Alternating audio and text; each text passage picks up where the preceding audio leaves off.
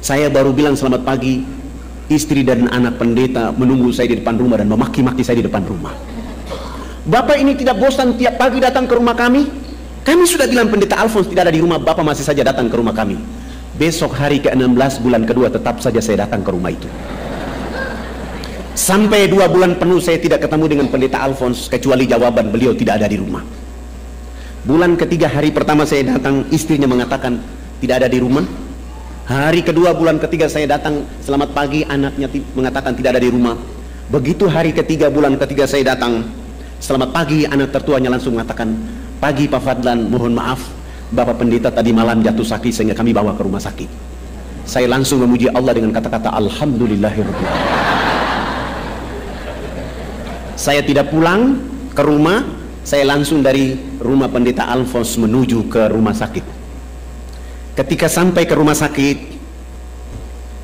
saya tidak langsung masuk ke ruangan itu, saya tanya di bagian resepsionis, kamar nomor berapa pendeta Alphonse? Masuk tadi malam. Alhamdulillah nomor kamarnya 48. Saya tidak langsung masuk ke kamar itu, tetapi saya langsung keluar ke halaman rumah sakit. Saya beli parcel buah-buahan, saya bungkus rapi, dan itu menjadi strategi saya bisa bertemu dengan beliau di kamar tidur.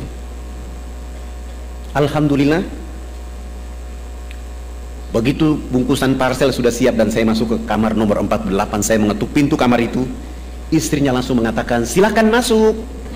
Saya tidak langsung masuk, saya membuka pintu pelan-pelan dan saya mengangkat parcel. Begitu saya mengangkat parcel, istrinya menggunakan dialek Irian dan mengatakan kepada saya bahwa iyo silakan masuk sudah. Saya masuk tapi saya tutup wajah saya dengan parcel, berjalan pelan menuju istrinya. Begitu mendekati istrinya langsung saya mengatakan selamat pagi bunda, apa kabar? Saya dapat kabar bahwa bapak jatuh sakit sehingga saya beli parcel buah-buahan. Saya begitu berdialog dengan istrinya, pendeta Alphonse dari tempat tidur langsung menyapa saya, selamat pagi Pak Fadlan. Saya mengatakan pagi Bapak pendeta. Saya tinggalkan istri dengan parcel, saya merapat ke tempat tidur dan salaman dengan beliau. Saya bilang Alhamdulillah Bapak pendeta, hari ini benar-benar saya dapat rahmat dari Allah, karena saya sudah cari Bapak 2 bulan 3 hari. Hari ini saya ketemu di tempat ini. Sebenarnya Bapak ini tidak sakit, tetapi karena sudah 2 bulan 3 hari Bapak ini menjadi pembohong, sehingga Allah kasih sakit supaya saya ketemu di tempat ini. Katanya Bapak bicara cinta kasih, tapi Bapak hari-hari membohongi bahwa Bapak tidak ada di rumah. Nanti kalau sembuh jangan lagi jadi pembohong. Saya pamit dan saya pulang. 5 hari kemudian beliau sembuh, pulang ke rumah. Hari ke-6 saya yang datang ke rumah itu, selamat pagi. Begitu saya bilang selamat pagi, beliau bersama istri dan 7 anak membuka pintu dan mempersilahkan saya masuk ke dalam rumah mereka. Alhamdulillah, di hari itulah saya mulai menceritakan kepada mereka indahnya Islam bagi penduduk alam jagat raya. Dari jam 9 pagi sampai jam 12 saya pamit pulang. Pendeta Alphonse bilang sama saya, Pak Ustadz, usahakan besok datang lebih pagi lagi. Alhamdulillah besok pagi saya datang mulai dari jam 7 sampai duhur. Saya sholat duhur selesai, saya melanjutkan sampai asar. Pekerjaan itu saya lakukan 5 hari berturut-turut. Menjelang hari ke-5, beliau bersama istri menyatakan sikap hijrah, mengucapkan 2 kalimat syahadat. Beliau masuk Islam. Alhamdulillah, namanya saya ganti dari Alphonse menjadi Abu Sofyan. Istrinya pun saya ganti nama dengan tadi namanya Wilhelmina, saya ganti dengan nama Fatimah. Anak-anaknya juga saya ganti nama, dan saya ada sedikit tabungan. Saya bilang, Bapak, ini rumah dinas pendeta, saya ada uang, saya kontrak rumah lebih besar, kita keluar dari rumah ini supaya memudahkan saya untuk mengajarkan Al-Quran dan menuntun mereka untuk sholat 5 waktu. Alhamdulillah, Abu Sofyan sudah mulai belajar baca Quran bersama anak laki-laki dan perempuan, dan sudah mulai belajar sholat 5 waktu, dan Alhamdulillah beliau sudah mulai sholat Jumat di masjid. Tapi begitu hari Minggu pagi, orang masih menunggu dia di gereja dari jam 6 pagi sampai jam 10. Tidak mungkinlah Abu Sofyan ke sana karena sudah Islam. Mencari tahu di mana pendeta Alphonse, mereka datang ke rumahnya kosong, dan informasi berkembang lebih cepat bahwa ternyata Alphonse sudah masuk Islam. Kami mulai berpikir mencari daerah yang lebih jauh, yaitu jalan dari Jayapura ke Wamena. Karena waktu itu kami belum punya fasilitas dakwah. Akhirnya mau dan tidak mau jalan kaki dari Jayapura ke Wamena. Berapa lama? 3 bulan baru sampai. Ini pekerjaan bergengsi, karena Rasulullah SAW melakukan itu dari Mekah ke Madinah dalam keadaan dikejar, air susah, makanan susah, tapi kalau di negeri ini air berlimpah, makanan berlimpah, maka nggak ada alasan bahwa jauh. Kami coba untuk jalan kaki. Kami 20 orang jalan kaki di perjalanan 1 bulan. Teman-teman saya 19 orang, mereka kehabisan energi tenaga. Mereka bilang, Ustadz, kalau kita memaksa diri 3 bulan sampai ke Wamena belum berdakwah, kita sudah dibunuh oleh orang. Akhirnya kami pergi 1 bulan, kembali ke Jayapura 1 bulan, tidak ada dakwah. Bagaimana caranya bisa sampai ke Wamena? Saya mulai menggunakan siasa, yaitu saya ke kantor desa supaya nama kami semua diganti. Foto-foto kami, KTP-nya diganti nama, yang nama Abidin dengan nama Markus, yang nama Zainuddin dengan nama Wilhelmus, yang nama Abidin dengan nama Paulus, yang nama Fadlan dengan nama Leo. Agamanya dikasih kosong. Dengan cara ini baru kami bisa beli tiket pesawat misionaris.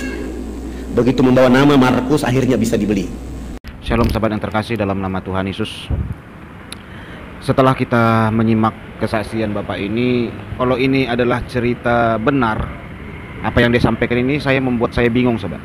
Apa iya ada pendeta itu murtad semudah itu karena parsel? Gimana itu iman pendeta ya sahabat ya? Selama ini jadi pendeta. Terus apa iya semudah itu pendeta tinggalin gereja karena parsel? Kan aduh, bingung kita sahabat. Terus kedua, ini pendeta kok suka kali ngusir orang. Ketiga, pendeta kok suka kali berbohong. Ditanya ada bapak, kabur dia, bilang tidak ada. Masa iya pendeta begitu sahabat? Tidak mungkin sahabat. Keempat, tidak semudah itu pendeta tinggalin gereja. Tidak semudah itu, banyak administrasi yang harus diurus. Apalagi dia sudah punya rumah dinas kan itu, sudah punya rumah dinas, pasti banyak sahabat. Bukan gereja memaksa tidak boleh ini ya, tinggalin gereja, bukan, tetapi itu administrasi urusan lain-lain tidak semudah itu. Masa oke, baba ya, saya keluar dari Kristen ya, udah selesai. Aneh sahabat. Ya, kelima, kalau ini cerita karang-karangan dari Bapak Ustadz ini, kok tega-teganya dia berdusta berbohong di dalam rumah Allahnya. Nah, ini rumah Allahnya kan, di masjid berbohong, sehingga jemaat semua terpesona, terkagum-kagum, terheran-heran melihat satu keluarga pendeta Alfonso mualaf. Ya pasti semua jemaah heran-heran sahabat. Iya kan, heran semua, terkagum-kagum gitu. Di rumah Allah dia berdusta. Nah itu sahabat, di rumah Allah saja sudah berdusta, apalagi di luar rumah Allah, gitulah kira-kiranya sahabat. Berarti kalau di luar rumah Allah udah lebih banyak lagi dustanya. Ya sebaiknya tokoh-tokoh agama janganlah suka berbohong.